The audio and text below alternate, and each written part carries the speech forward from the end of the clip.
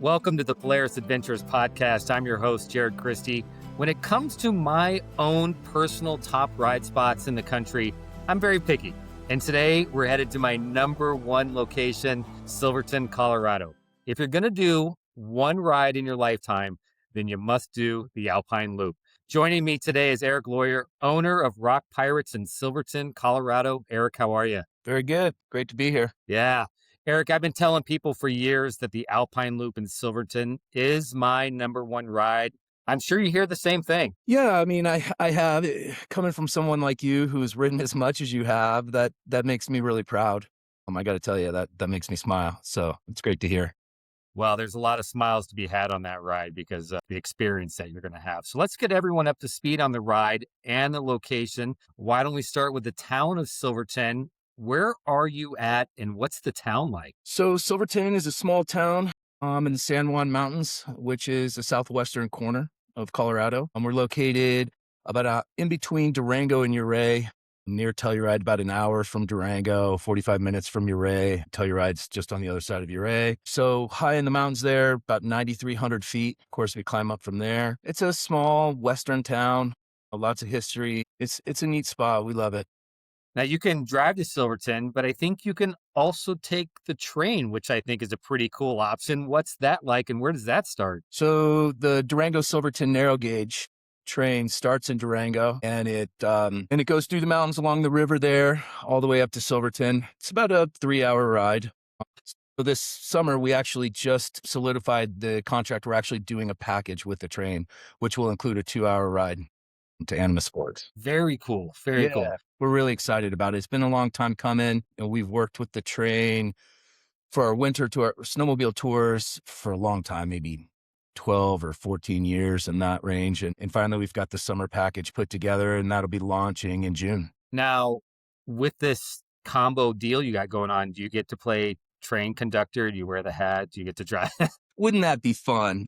Yeah, would that be awesome? I think it's going to keep me busy where I'm at, honestly.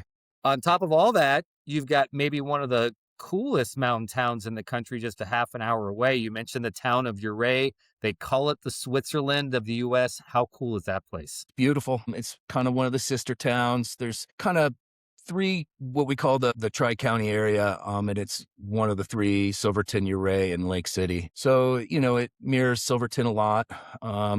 It's gorgeous. It's high peaks and big river through town and the whole deal. I encourage anyone to just do a little Google image of either Silverton or Ouray. That'll sell you right there. Yeah, for sure. All right. So now we've got you to Silverton, either driving or Eric, conducting the train at this point in time. You're ready to ride. Let's start small and work our way up to the full Alpine Loop. What option do you guys offer? So we offer quite a few options. We offer rentals and guided tours. And we have a list of curated guided tours that are a little bit more directed at the history of the area and some interpretive stuff that people seem to really enjoy. And then, of course, we have our straight rentals, the most popular being the Alpine Loop. But we do have shorter options. The 2 hours becoming really popular. And it comes from our location out to the old ghost town of Animas Forks, which is beautiful. You've been there. It's a neat spot. Lots of history, and the old buildings are still there. It's a neat place. And so if you're looking for just a quick taste, if folks are looking for just, we're got off the train or we're just passing through, we just want to see the area, that's a really good option. That town of Animas Forks, the buildings aren't just there. You can kind of get up close and personal. And I think, can you still go inside of some of them? Yeah, you can go inside all of them. And the Historical Society in town has done a lot of work out there. So they're staying in really good shape, despite the increased number of visitors that they've seen over the year. It's a neat spot. So that's a really popular trip, growing in popularity. We also offer our half day, which is a nice loop that goes out to Animas Forks and then up and over a couple mountain passes, California Pass and Hurricane Pass. So that's a good option for that middle of the road. And then, of course, if you want to do the whole enchilada, the Alpine Loop all the way out to Lake City, again, you'll go through Animas Forks.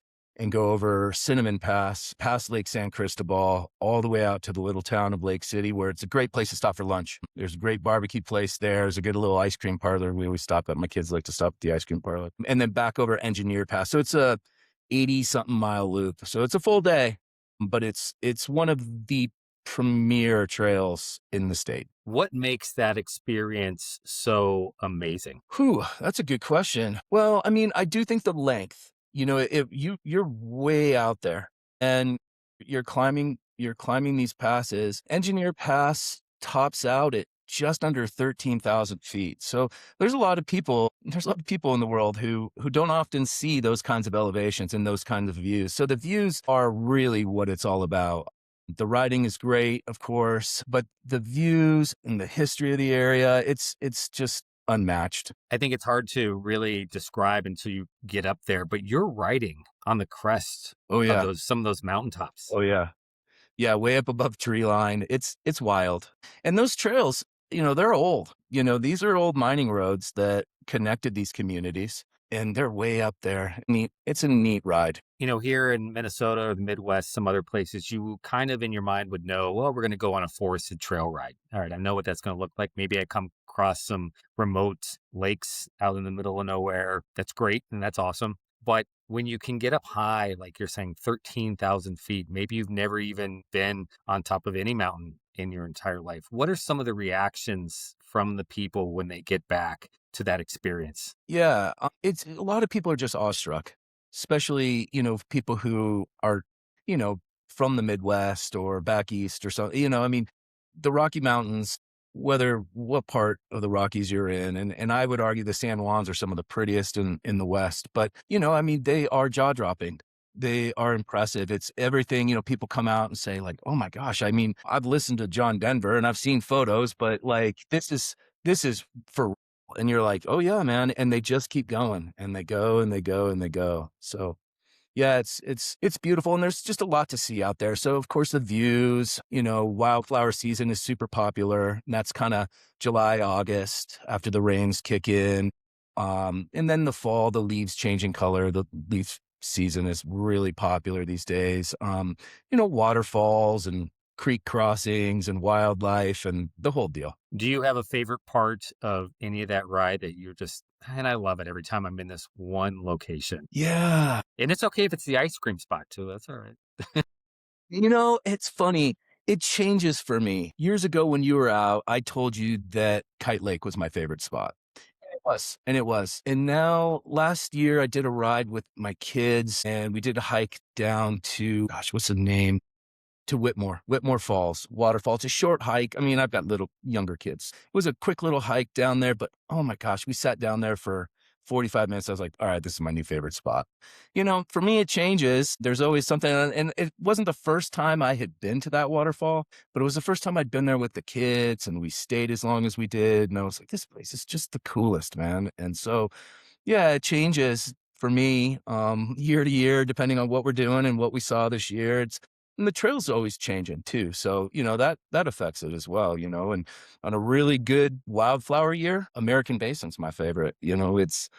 It's an easy drive in there. It's off the top of Cinnamon. And when the wildflowers are good in there, they are good. Is the whole ride above 10? So just about, Yeah. yeah. Silverton's 9,300 feet, 9,600 feet right in there. So just about everything. Yeah, Lake City drops below. I think it's right at 9,000 feet, somewhere right in there. So yeah, you climb up to that 10,000 plus mark pretty quick. And because of that, such a high elevation, I mention it because you need to know to be prepared. The weather can be tricky. You've got rain, wind, sun, cold, and maybe even snow all in the same day. For sure. Yeah, it can happen. It doesn't happen all that often, snow in July and August, June, July, August, but certainly, late August into September, October, like you can catch snow up there and the weather does change fast in the mountains. So it's something to be aware of. I tell people when they're in town, just dress comfortably, dress how you go, and then take an extra sweater and a raincoat for everyone. It's always just a good idea. And when you are above tree line, when you are up above, say, 11,000 feet, which you will be multiple times throughout that day, there's always a little bit of bite to the wind up there. I don't care what time of year it is. It's just, there's always a chills. And those are some of the most popular places to stop and take photos and chit chat, have a picnic, whatever. So take a sweater, take a raincoat. Speaking of from experience, we were there in August and we got pelted with freezing rain, I'm pretty Yeah. sure. So, and 10 minutes later, I'm peeling off layers. I'm like, oh, it's so hot. Yeah. It changes fast up there. So It yeah. does. It does. I remember also we were there for 2 days and we're there in August, but your window is sort of tight, I want to say, because of the seasonality and the elevation. Yeah. Well, it's just so weather dependent. Yeah, because of the elevation. So, we had a pretty weak winter this year. So we were thinking we were going to get a nice early opening, and we're still not open because the weather came in April and snowed for feet of snow. And then, so it just depends. We generally operate June, July, August, September, and then into October. First major snowfall, generally middle of October. Historically speaking, the kids in town trick or treat in snow. With that elevation, Eric, and those riding the crests of those mountains, I'm not trying to scare anyone, but I feel like you need to pay a little extra attention when you're doing some of these rides. Is that right? Absolutely. I mean, the riding is not the most technical or challenging, I would say. There's certainly tougher rides around, but it's appropriate for first timers, but it can be high consequence.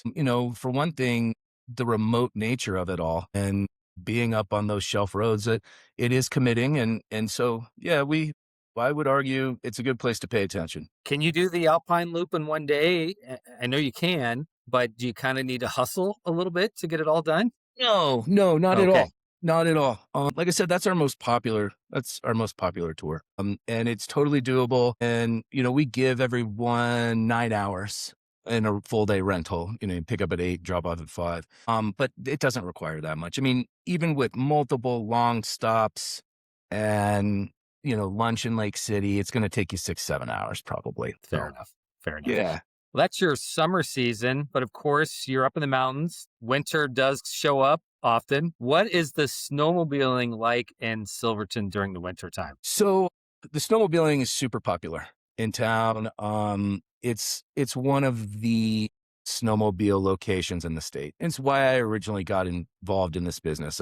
My true heart, my true passion is in snowmobiling. So we operate on Mullis Pass, which is a very large riding area and we really enjoy it because it has different type of riding for different type of riders. Like it does have, nice mellow groomed trails. We do 2-hour, 3-hour and full day trips for families and that kind of thing. And then we also have our backcountry trips, which allows us on the RMKs to push back out further, deeper snow. And we have a lot of that good riding there too. So it's just got a little bit of everything. And so it's a really cool area. Very nice. So you've got Rock Pirates Silverton, then you've got Ice Pirates in the wintertime. And of course, if you want to escape the mountains and head south, you've got Rock Pirates Baja down near Cabo San Lucas. I've also been to that location. I feel like I'm bragging a little bit here. That's completely different from Silverton. Tell me about it. Yeah, it's located in the little town of Todos Santos, which is about an hour north of Cabo San Lucas. Beautiful little town, one of the magical towns that they get the designation for desert riding and linking. We're able to link some of the different communities around our full day down there. Goes to the little town of El Triunfo, which is a beautiful little place that's seeing new life in it. So yeah, coastal rides and desert rides and mountain rides, crossing the peninsula back and forth. It's been a lot of fun over the last 3-4 years that I've been down there operating, just exploring those roads down there. There's just so much. It's a lifetime of trails and things to see. So it's been a lot of fun. The views from the edge of the cliff right near your place overlooking the ocean are just spectacular. Breathtaking. Yeah. And the area down there, it really fit our model. It's always been my opinion. Rock Pirates, we love horsepower. We love the machines. That's a big part of what we do, right? But really, we're a destination-oriented operation. It's about where we're going, whether it's the waterfall or the little town or over here for lunch or wherever it is. And the Baja trails have really lent that in, and with the cliff overlooks and El Triunfo and all these communities. And so it's allowed us to keep that destination model that has really worked well, and I'm really proud of. I'm down in Cabo for spring break. I don't have a rental car. How do I get to where you're at? You just got to call us. We don't do shuttles. It's complicated, to say the least, in Mexico, but we work with a local company. We work with several local companies, actually. So that's a common question we get. So we can arrange everything. They'll pick you up at the resort. You come for a ride, and then a lot of times people want to walk around Todos and have lunch or whatever it is, and then the drivers will take you back. Full day, half day? What should I know? Where should I go? Yeah. So again, everything can be done guided or unguided down there. The 2 hour we've got a 2 hour, a 4 hour, and our full day. The full day is out to El Triunfo. The half day, the 4 hour, is a trail we call the El Coyote Trail. It was part of the El Coyote race course years ago, and so we adopted that name for it. It's a cool trail. It's probably my favorite trail down there. And then the 2 hours, again, that quick. We're here in town, and it gets you up to that cliff overlook up there, Punta Lobos, and it's beautiful. And so that's been a really popular trip. You catching Eric's fluent Spanish going on right there? Yeah, no, I'm working on it. Now, what about staying around that area? Maybe I don't want all the crowds at Cabo and all that jazz. Is that an option? Absolutely. Yeah, I personally haven't stayed in Cabo in years at this point because Todos is such a nice town. And just south of town is a beach community. There's Pescadero and the little beach area of Cerritos. That's usually where we stay. It's good surfing. It's good family beach, good swim beach. And it's real close to Todos. So that's generally what we say. There's lots of hotels and condos and Airbnbs and the whole deal. Very cool. Most important question of all the questions I've asked today, Eric, where can I find the best place to get tacos? Well, it depends on which kind of tacos. Oh, Down there, I like the fish tacos. And the best fish taco place is a place called the Barracuda. It's right on the beach. Excellent fish and shrimp tacos, great ceviche and aguachiles. And it's right there in Cerritos. It's excellent. speaking my language now. Well, from the mountains to Mexico, if you want to do some of the best rides in the country and south of the border, Rock Pirates and Ice Pirates has you covered. Eric, thanks so much for being on the show today, and I look forward to visiting your places again, hopefully in the near future. Great. Thanks for having me. Absolutely. Be sure to like and follow the Polaris Adventures podcast wherever you listen to your podcasts, and we will talk to you again soon. Remember, you belong out here.